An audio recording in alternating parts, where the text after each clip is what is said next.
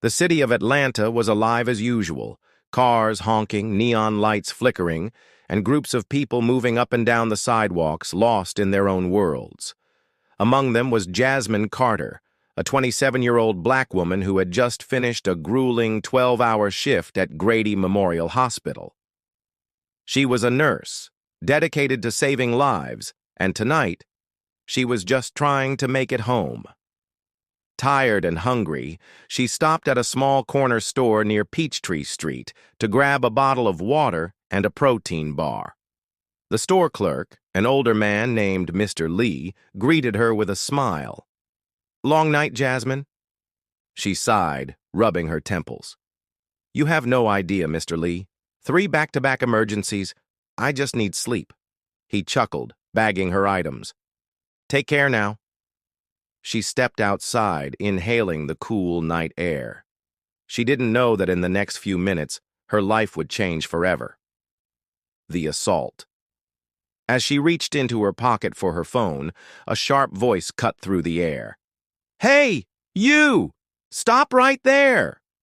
Jasmine turned, confused.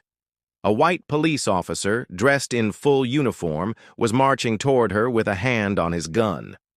His face was hard, eyes narrowed. Her heart pounded. Was he talking to her? Before she could process what was happening, bam! A fist crashed into her face. The impact sent her stumbling backward, her back hitting the wall of the store. Her phone flew from her hand, clattering onto the pavement. Gasps erupted from the nearby crowd. "What the hell?" someone shouted. Jasmine's cheek throbbed with pain, her vision blurred. She blinked up at the officer, completely shocked.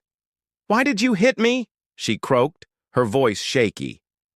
The officer, Mark Reynolds, stood over her, breathing hard. "You fit the description of a robbery suspect." Jasmine's mind spun. What? She was still in her light blue scrubs from the hospital. Her ID badge was clipped to her chest. A nurse. A woman just trying to get home. "I didn't do anything," she whispered. Reynolds pulled out his radio. "Suspect resisting arrest," he said into it. The crowd started getting louder. People pulled out their phones, recording the scene. "Yo, what the hell, man? She ain't do nothing," a young man in a hoodie shouted. "She's a nurse," another woman added. Reynolds ignored them, grabbing Jasmine's arm roughly. "You're coming with me," Jasmine snapped. She yanked her arm away. "I said I didn't do anything!" Her voice cracked with fear and anger. The crowd grew restless. People stepped forward. Some shouted at Reynolds. That's when another voice boomed through the night. The intervention. "Enough!" A man in a dark blue suit pushed through the crowd. Tall, black, powerful. The murmurs began immediately. "Wait! Is that—" It was District Attorney Malcolm Briggs. He was one of the most powerful legal figures in the city, a man known for exposing police brutality.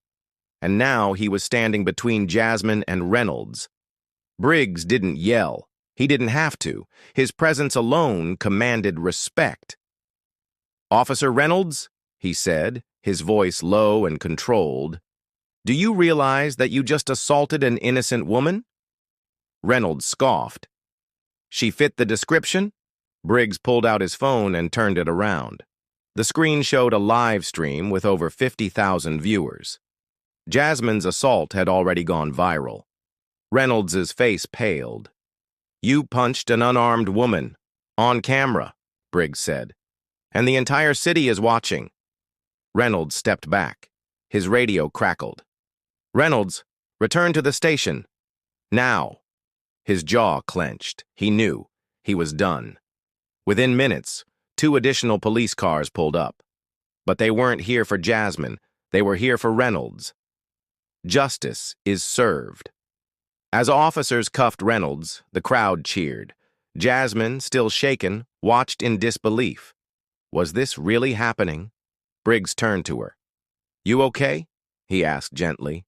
She nodded, though her face still throbbed. "I think so." A young woman recording approached.